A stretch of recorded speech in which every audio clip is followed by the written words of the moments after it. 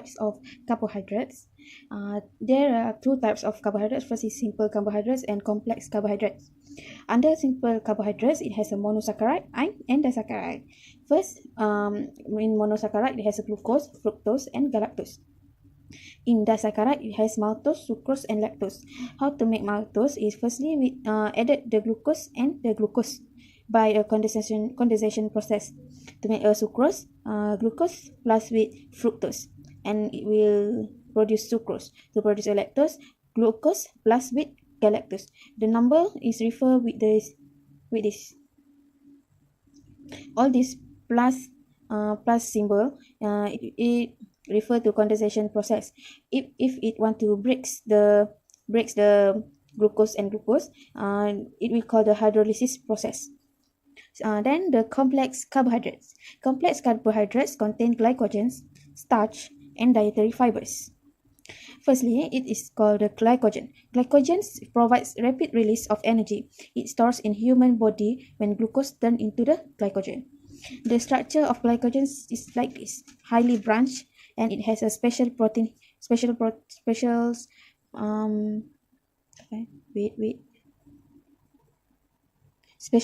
here. And this is starch. It stores in plant cells. Under starch has two types, amylopectin and amylose. Amylopectin is same with the glycogen structure. It contains highly branched, but in amylopectin does not have special protein, which is like this. Then this is amylose. Amylose is a amylose is a unbranched protein. Unbranched chain. Then the dietary fibers. It has two, soluble fibers and insoluble fibers. First is soluble fibers cannot be broken down by human enzymes, such as vegetables and fruits. If a cow eats the grass, there in cow's stomach have a enzyme to break the fibers, but in human there is no. Then insoluble fibers. It not digested in intestinal bacteria, such as grains and vegetables. We proceed with digestion and absorption of carbohydrate. Carbohydrate digestion to break starch and sugar into small molecules. This process begins in the mouth. Mouth salivary gland secretes saliva to moisten the food. Secrete salivary enzyme amylase. Amylase break down starch to shorten polysaccharide and disaccharide maltose. In stomach, acid continue to hydrolyze starch. Fiber delay gastric emptying and provide feeling of fullness. In small intestine, major carbohydrate digesting enzyme, pancreatic amylase break down polysaccharide to shorten glucose chain and maltose. Final step take place on the outer membrane of the intestinal cell. Specific enzyme maltase break down maltose to molecule glucose.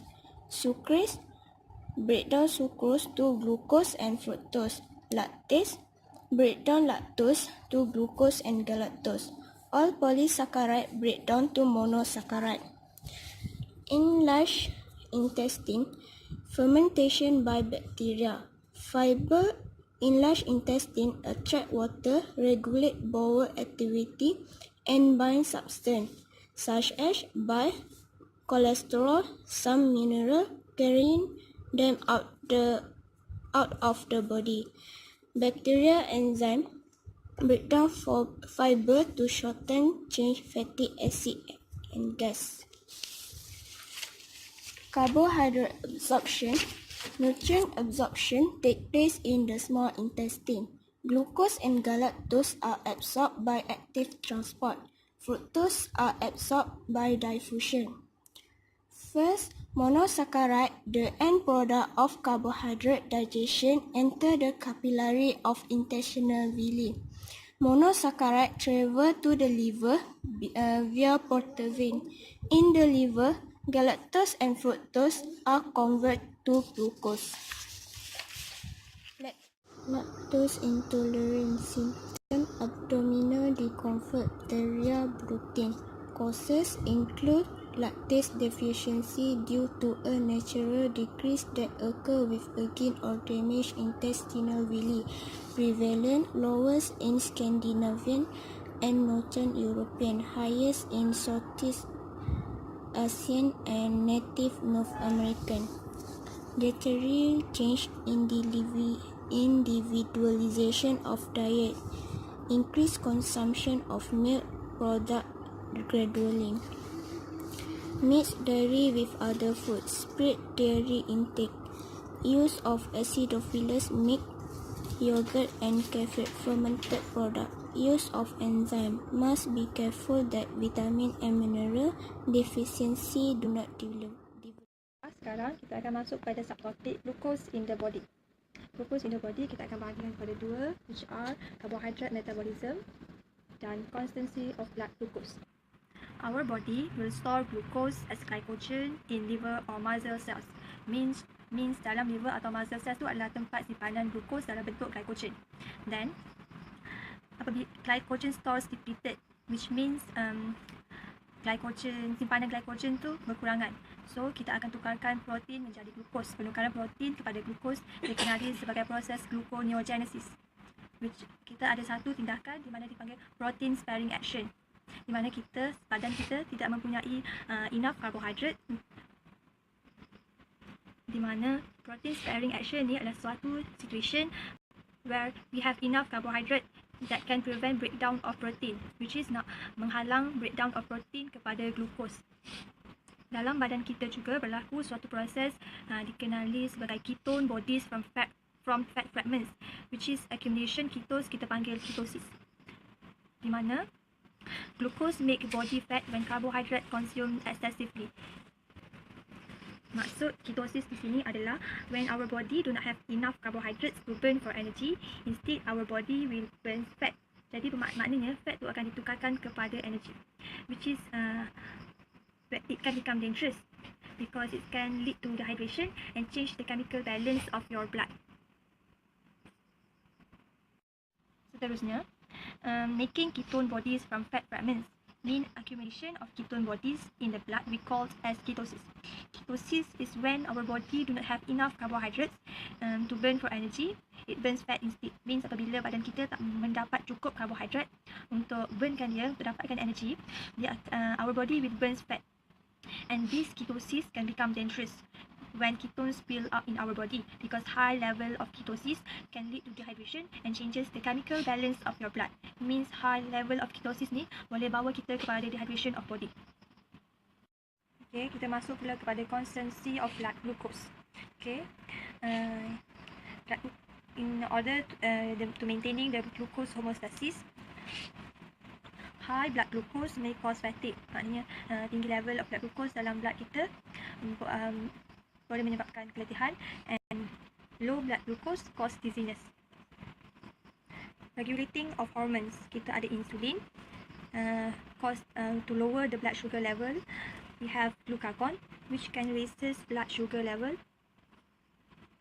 We also have epinephrine, which bring glucose out of storage apabila kita dalam keadaan stres.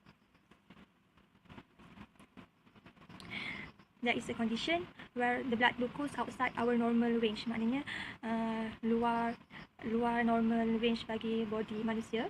It can cause because of hypoglycemia or diabetes. Hypoglycemia adalah low blood glucose dalam badan, dan diabetes adalah high level of sugar in blood.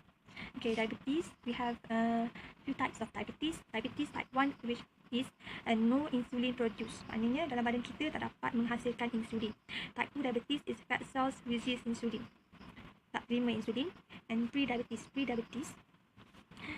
is blood glucose higher daripada normal range but below the diagnosis of diabetes. Maknanya pre-diabetes ni di antara normal, paras normal blood range dan paras diabetes antara. Okay, kita masuk pada glycemic response. Glycemic response adalah a blood glucose rises and trigger on insulin response. Maknanya level of glucose in the blood tu meningkat dan dia akan trigger insulin response. we have glycemic index and glycemic load. Glycemic index adalah dia akan classify food tu berdasarkan potensi dia orang, potensi makanan tu semua untuk menaikkan blood glucose. And glycemic load adalah refer kepada food's glycemic index and amount of carbohydrate the food contains. Maknanya glycemic load ni menunjukkan amount of carbohydrate dalam food tu. Okay, hari ni kita nak tengok health effect of sugar. Okay, sugar ni sebenarnya kalau dia diambil dalam kuantiti yang mencukupi dan sederhana, dia sebenarnya sangat baik untuk badan kita. Tapi bila diambil dalam kuantiti yang berlebihan, dia boleh mendatangkan kesan buruk pada badan kita. Okay, pertama, dia boleh menyebabkan nutrient deficiencies dan kedua boleh menyebabkan tooth decay.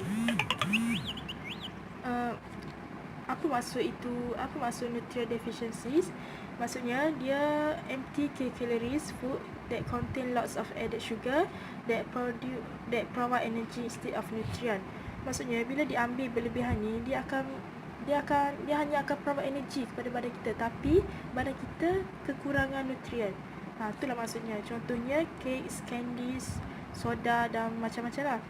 Lepas tu so bagaimana cara untuk elak nutrient deficiencies ni?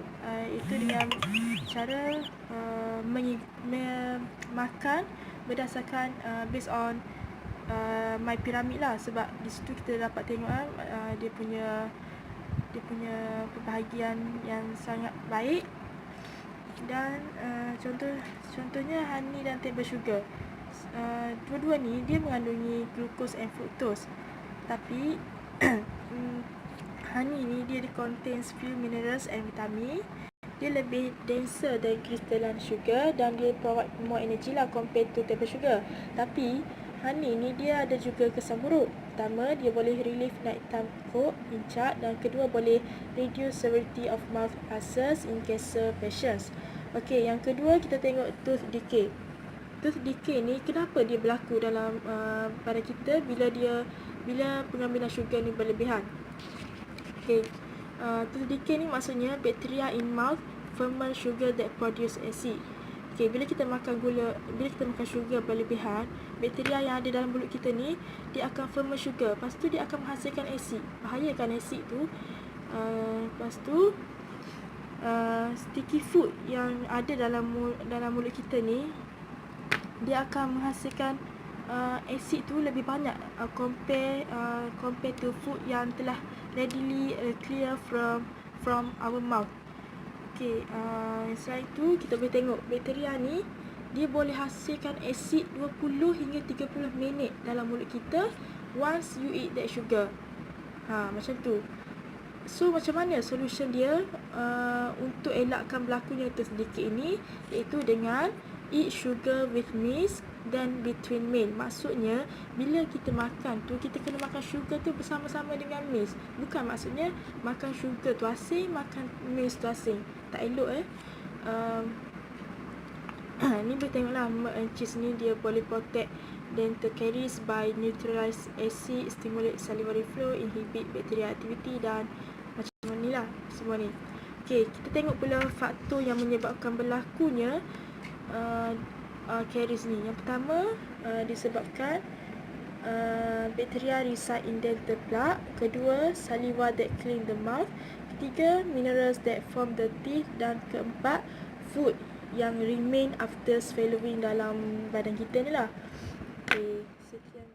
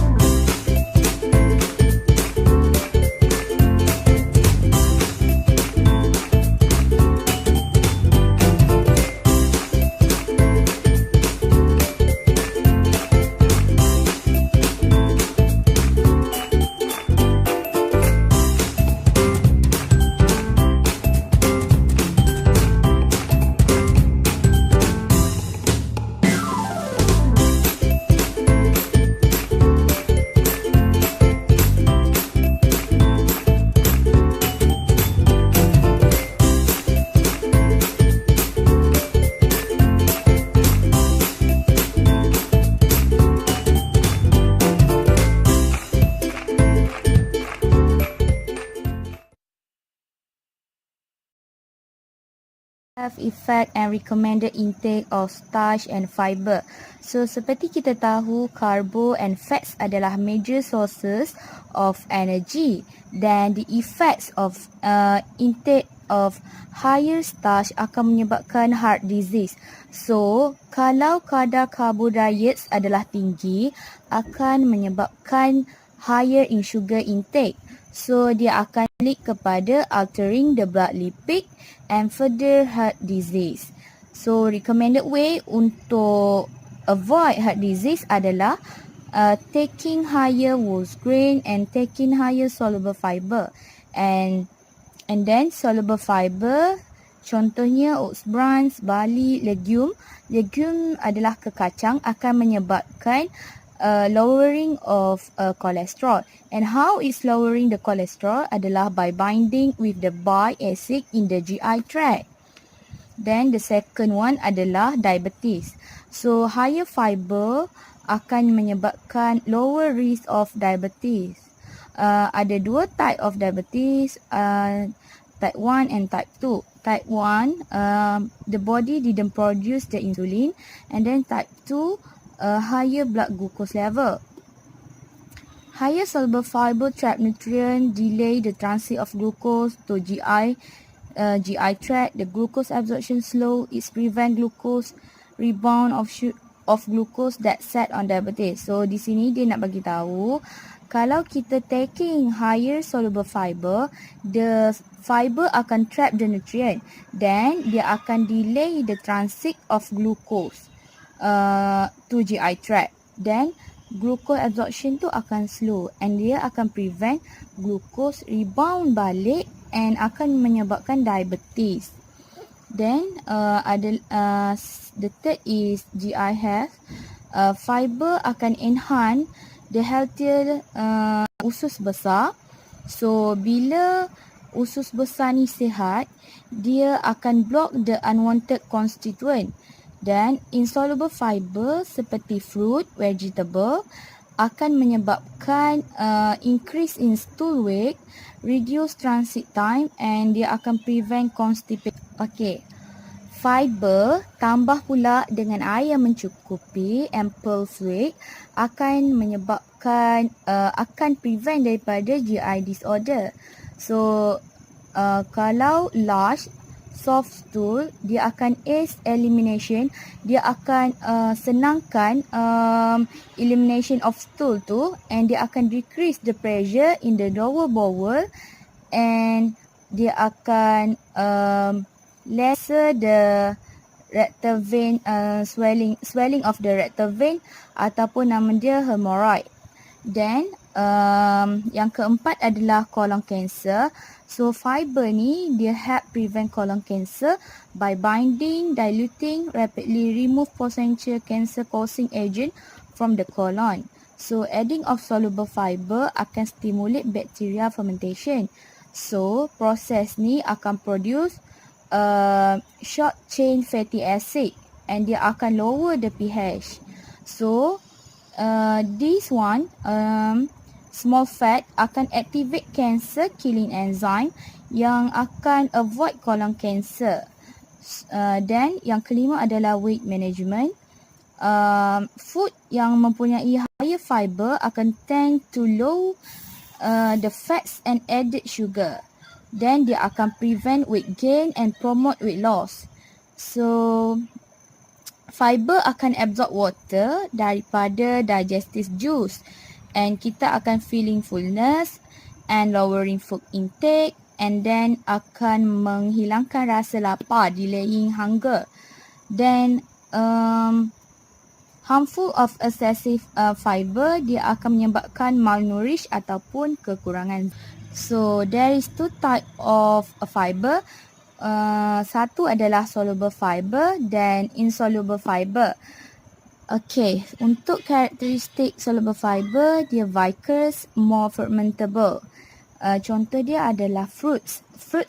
Some of fruit adalah insoluble, some of it is soluble. So kalau untuk soluble adalah apple, citrus, dan whole grain. So action of soluble fiber to the body, dia akan decrease the blood cholesterol and then dia akan slow the glucose absorption. Then untuk insoluble fiber, dia karakteristik dia less fermentable, non-viscous, dan contoh dia adalah beras perang, legume, kekacang, fruit, vegetable. Okay, vegetable, contoh untuk insoluble fiber vegetable adalah carrot and cabbage. The action of insoluble fiber to the body, dia akan increase the fecal weight and speed the fecal passage to colon. So, dia akan increasekan berat najis tu dan dia akan menyebabkan pergerakan najis tu cepat semasa melalui kolon. Dan dia akan provide bulky and filling fullness. Then recommended intake of starch.